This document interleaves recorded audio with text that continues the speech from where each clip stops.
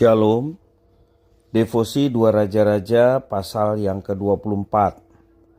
Ayat yang ke-1 sampai yang ke-7 demikian firman Tuhan. Dalam zamannya majulah berperang Nebukadnezar Raja Babel, lalu Yoyakim menjadi takluk kepadanya 3 tahun lamanya. Tetapi kemudian Yoyakim berbalik dan memberontak terhadap dia.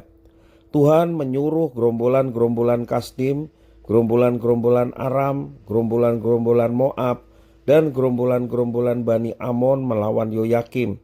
Ia menyuruh mereka melawan Yehuda untuk membinasakannya sesuai dengan firman Tuhan yang diucapkannya dengan perantaraan para hambanya, yaitu para nabi.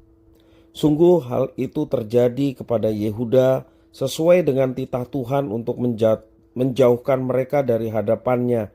Oleh karena dosa-dosa Manasye setimpal dengan segala yang dilakukannya. Dan juga oleh karena darah orang yang tidak bersalah yang telah ditumpahkannya. Sebab ia telah membuat Yerusalem penuh dengan darah orang yang tidak bersalah. Dan Tuhan tidak mau mengampuninya.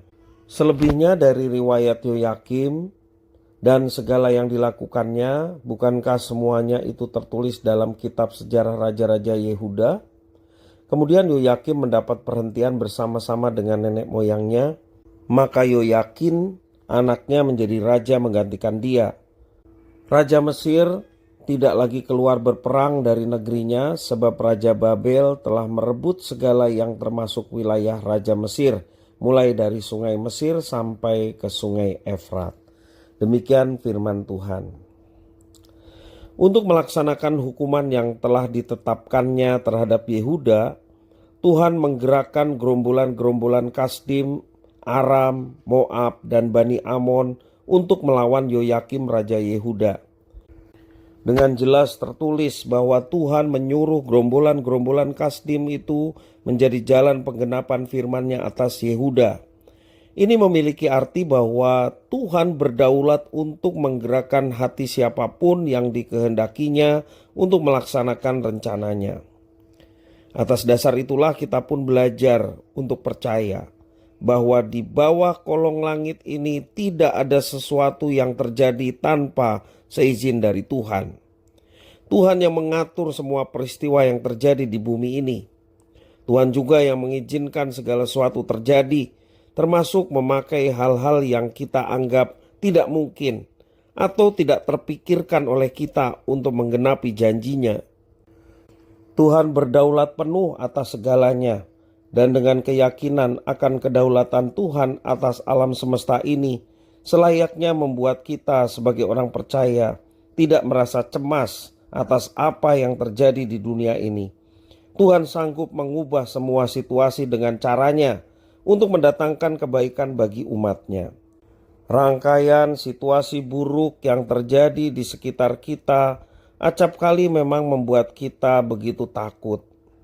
Meskipun kita belum mengerti maksud Tuhan di balik setiap peristiwa buruk yang terjadi, namun kita tetap meyakini bahwa kasih karunia Tuhan tetap tersedia bagi setiap orang yang mau berbalik kepadanya, bersandar kepadanya sepenuhnya.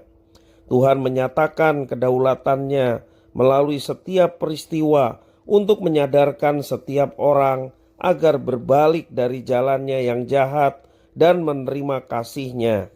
Gereja Tuhan yang dipercaya sebagai umat-Nya di masa sekarang, mari kita betul-betul bersandar kepada Tuhan, karena Tuhan yang mengendalikan segala sesuatu, Tuhan yang merancang segala sesuatu, dan firman Tuhan dengan jelas mengatakan rancangannya adalah rancangan yang baik, bukan rancangan kecelakaan, tetapi rancangan yang mendatangkan damai sejahtera.